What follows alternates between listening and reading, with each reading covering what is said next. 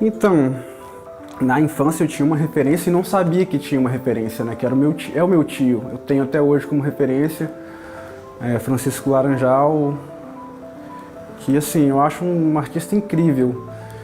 E na minha infância ele chegou a montar um ateliê lá em casa, em Eldorado, aqui na Serra. Enfim, depois foi para outros caminhos, né?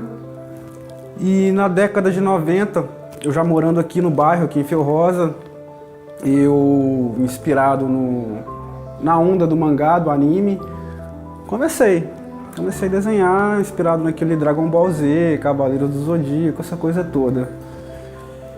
E isso durou dos 12 aos 14 anos, não foi um período muito extenso assim. E com 18 anos eu fui servir o exército.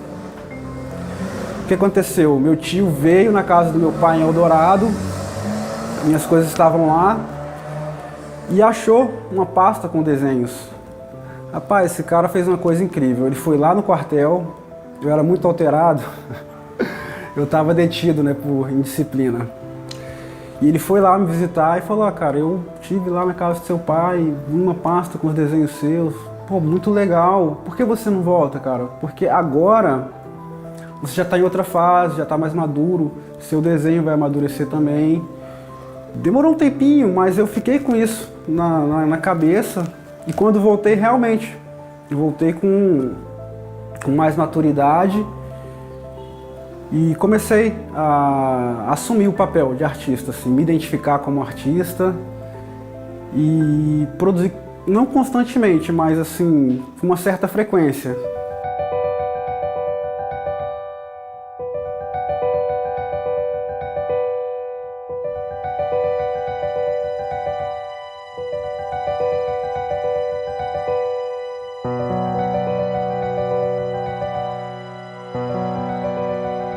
Como eu acho que a maioria das mulheres, né, que não é tradicional, que não nasceu no circo, eu conheci um rapaz na minha cidade e ele morava lá, mas ele era circense, só que daí ele tinha parado do circo. E aí eu conheci ele, a gente começou a namorar. Quando tinha uns 2 meses, eu acredito que sim, que a gente estava namorando, passou um circo nessa mesma cidade e ele foi trabalhar no circo. Aí passou uns 2 meses ele no circo e aí ele me chamou para ir morar no circo. Isso foi em 1980, 1979, 1980, por aí. Aí eu fui morar com ele no circo. E aí daí para cá, a minha vida foi o circo. Viajei muito, muitos estados, lugares, muito. Eu acredito, né, que o circo ele nunca vai acabar, porque o circo ele é a mãe de todas as artes, você entendeu? Antigamente, sim, ele era mais difícil, ele não existia as lonas, as tendas que hoje existem, que antigamente era de pano. Muitos não tinham nem a cobertura, era só o pano de roda, né, que a gente falava no pano de roda. E hoje ele já tem a lona de plástico e tal, então ele não acaba. Por que o circo não vai acabar? Porque é a cultura antiga e assim o circo ele vai modernizando, ele vai andando, caminhando junto com a tecnologia, entendeu? Você vê que hoje você vai no circo que tem até ar-condicionado instalado, você entendeu? Tem televisão instalada, tem pis, entendeu? Então assim, não acaba porque o circo ele não ficou parado no tempo, digamos assim, ele também se atualizou e está se atualizando.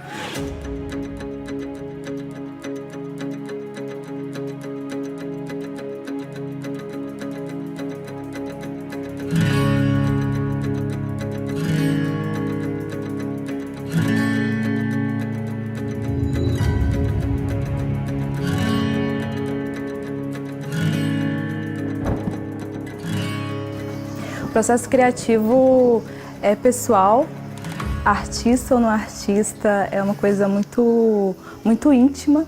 E para mim, o meu processo criativo ele se materializa, né, internamente com observação.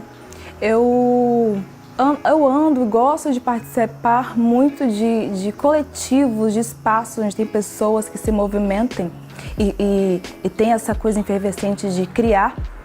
Então, a cidade e a vida urbana é muito inspiradora, né? O ônibus, o terminal, o município, as pessoas são inspiradoras. Então, o meu processo criativo ele vem de estalos do dia a dia. Como as pessoas vivem, o que elas estão pensando, como eu estou pensando, quais são as nossas dificuldades dentro da questão social e de relacionamentos amorosos, cotidiano. Então, o meu processo criativo, a minha inspiração vem do cotidiano e daquilo que a gente muitas vezes também tem um certo bloqueio dentro do dia a dia em expor, né, em se expressar. Então, vem de uma necessidade de expressão, falar de dor, falar de amor, por mais que seja algo há tanto tempo, né, a dor e o amor são elementos que são atemporais, porém, por um certo preconceito de expor sentimentos, eles ficam incutidos. Mesmo que a gente viva a arte, criar e através da arte expressar o que a gente é algo que, né, tem que dar um passinho para trás e pensar às vezes, pensar o que os outros estão pensando em relação a isso, mesmo que muitas vezes todo mundo pense quase que o mesmo. Quando eu vi uma primeira mulher que me deu um estalo de inspiração para querer fazer aquilo, eu nem sei o nome dela, para te falar a verdade. Só sei que eu achei a imagem muito bonita, porque no dia a dia a gente sempre vê a imagem do homem cantando, aquela luz, aquele encantamento, o endeusamento das pessoas por aquele personagem homem. E a primeira vez que eu vi uma mulher cantando, eu só lembro que foi uma artista de blues. Aquela luz batendo, um ventinho e aquele estar.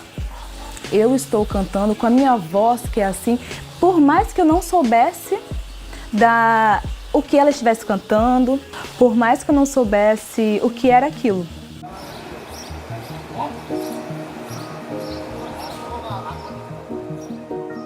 Eu comecei em Vitória, ali no bairro Consolação, foi onde que eu conheci o break, né, o hip hop. Comecei na capoeira, estudava ali no Aristóteles Barbosa Leão, ali em Vitória. Conheci a capoeira, depois minha mãe falou que conheceu no Parque Moscoso, uns pessoal fazendo capoeira, só que não era capoeira, era break. E nisso eu achei bem legal, achei lá, eu via uns movimentos bem mais difíceis, uns movimentos diferentes. E gostei, e comecei a participar, como mais assistindo mesmo, né? Eu não sabia que eu ia chegar onde eu cheguei, né? A ser praticante, participar de eventos. Foi daí que começou tudo. Aí eu como eu comecei a treinar, eu indo para campeonatos de bairro, campeonatos nacionais. E sempre que eu ia para São Paulo, eu via os grafites nas ruas. Aí toda vez eu falava, quando eu chegar aqui no Espírito Santo, eu vou fazer grafite, eu vou aprender grafite, eu quero aprender grafite. Só que não tinha ninguém para aprender grafite. Aí eu falei assim, poxa, se eu não tomar iniciativa, eu não vou conseguir aprender. Eu era tão apaixonado que eu comecei a fazer do meu jeito. E naquela época não tinha comunicação, não tinha internet, não tinha essas coisas. Então o que eu fiz? Eu comecei a ver revista. Tinha uma revista que é chamada a revista Grafite, Rap Brasil Grafite, onde saía trechos de grafite.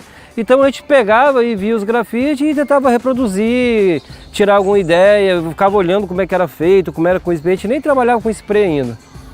E foi que a gente começou a dar início. Eu mais algumas pessoas, eu mais duas pessoas, que foi o Ciborgue, foi o Chicão que começou com a gente, fazendo alguns muros da cidade, mas do nosso jeito, não tinha muita ideia, era mais para se expressar mesmo, a coisa que estava dentro da gente e a gente nem sabia. Foi daí que começou a surgir o grafite no estado do Espírito Santo. Nessa época que começou a andar e os muros começaram a ser vistos na cidade, né? O que seria o desencanto? O desencanto seria encerrar essa ilusão que é construída no consciente coletivo de que a favela é apenas um lugar violento, insalubre, miserável. E não é nada disso que eu vivo aqui, entende? A violência ela existe, é um fato, tem que ser trabalhada. Inclusive por mim, eu acho que eu tenho que eu posso ser uma ferramenta de transformação aqui na comunidade, mas o que eu vejo na periferia é outra coisa, é a criatividade, as amizades, as famílias se desenvolvendo. O que eu diria para a Lisândria de alguns anos e que eu digo para algumas Lisândrias que ainda existem é: você é maravilhosa. Tudo que você fez desde o início, desde a primeira escrita, é lindo. E o que a gente faz, que é verdadeiro, que é do nosso sentimento e da nossa realidade, da nossa verdade, é importante. Quando nós produzimos algum trabalho, temos alguma ação ou reação, não é só nossa. Então, eu acho assim, o circo, Gabriel, ele fortalece muito as periferias, porque se você analisar, você não viu falar que no circo tem alguma coisa errada. Ainda é um local de família, que vive as famílias. E para tirar também, que aquele tempo que você está no circo, que as pessoas estão ali no circo, eles estão livres de outras coisas. Eles estão ocupando a mente deles ali com o trapézio, com o palhaço, com o malabares. Então ele está focado naquilo ali, a mente dele saiu de coisa errada. Ele não tem tempo para isso. Na verdade, eu sou a realidade, eu moro na periferia, eu estou aqui no meu bairro, Jardim Carapina. É um dos lugares assim que, da periferia aqui, é um dos lugares assim que tem muita violência, muita droga, muita diversidade, mas também tem muita coisa boa, tem muito projeto. Eu, especificamente, sou um professor de grafite, faço oficina de grafite, workshop de grafite, palestra de grafite, já fiz muita coisa. Então, quer dizer, hoje eu,